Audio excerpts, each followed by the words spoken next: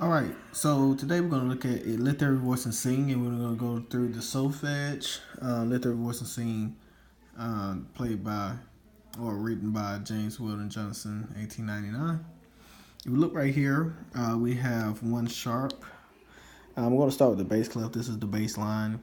The sharp is here on line 4, and our rule for sharps is that when we see a sharp, this is the only sharp. That sharp is going to be T. All right, in do, re, mi, fa, sol, la, ti, do. So we come down, ti, la, sol. So that's how we start on sol as the first note in our bass line here.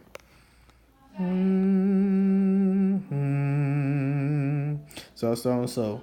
Do, ti, la, sol. All right, and then we have the 6/8 count. So that means 6 beats per measure.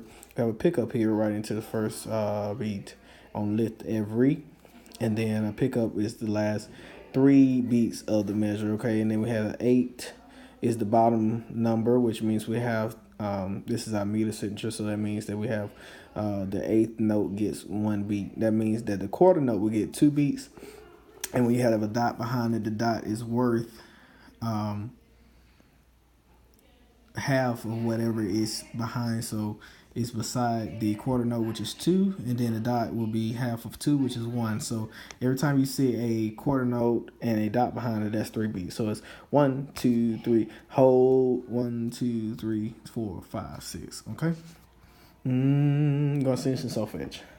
Sol, la, ti, do, ti, la, la, la, la, sol, si, la, ti, do, re, mi, fa, sol, fi, sol, sol, la, ti, do, ti, la, la, do, re, mi, fa, fi, sol, si, la, si, sol, do,